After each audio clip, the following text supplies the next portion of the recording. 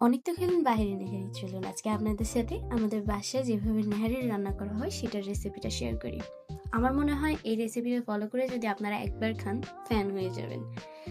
এই জন্য আম্মু প্রথমে হচ্ছে গরুর নেহারি বানানোর জন্য যে নলেগুলো লাগবে সেগুলো আলাদা করে ধুয়ে শুধু করে পরিষ্কার করে নিয়েছে।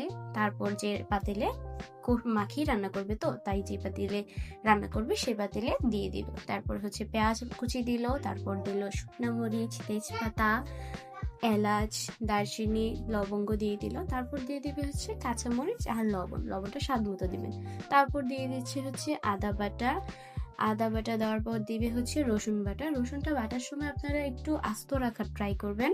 তারপর এখানে দিয়ে দিল হচ্ছে হলুদ গুঁড়ো, তারপর দিয়ে দিবে মরিচ গুঁড়ো। যদি আপনারা ঝালটা একটু বেশি পছন্দ করেন তাহলে মরিচ গুঁড়োটা একটু বাড়িয়ে দিবেন। তারপর আমরা দিয়ে দিবে হচ্ছে জিরা গুঁড়ো দেওয়ার পর দিয়ে দিবে হচ্ছে সরিষার তেলটা দিলে বেশি ভাল লাগে খেতে, ঝাঁঝালো লাগে। তারপর দিয়ে দিবে সয়াবিন তেল, অল্প একটু করে দিবে সয়াবিন তেলটা। তারপর দিয়ে দিবে একটু ঠান্ডা পানি। তারপর এটাকে সুন্দর করে মাখিয়ে চুলায় একবারে লো হিটে বসিয়ে দিবে।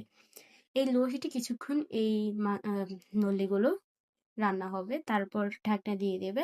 তার কিছুক্ষণ পর এটা থেকে নিজে নিজেই যেহেতু পানি বের হবে, তার আলাদা করে কোনো পানি অ্যাড করার কোনো দরকার নেই। এই পানিটাতেই মাংসটা কিছুক্ষণ কষবে। আর চুলাটা সবসময় আপনারা এই টাইমে লো হিটে দিয়ে রাখবেন।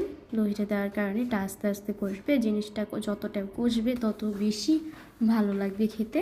তখন আপনারা কোনো পানি দিবেন না, কিছুক্ষণ পরপর নাড়াচাড়া করবেন কারণ নিচে দিয়ে লেগে যেতে পারে। তারপর হচ্ছে আপনারা ঢাকনা উঠিয়ে কিছুক্ষণ পরপর চেক করবেন যে পানিটা শুকিয়ে যাচ্ছে কিনা।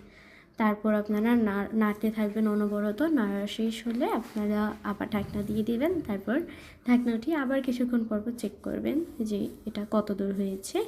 তারপর আপনারা গরম পানি দিয়ে দিবেন। তারপর গরম পানিটা যখন আঠালো হয়ে যাবে তারপর আপনারা এটা একটা বাটিতে পরিবেশন করবেন এবং খাবারটা এনজয় করবেন। এটা সত্যি খেতে অনেক অসাধারণ। আপনারা সবাই এই রেসিপিটা ট্রাই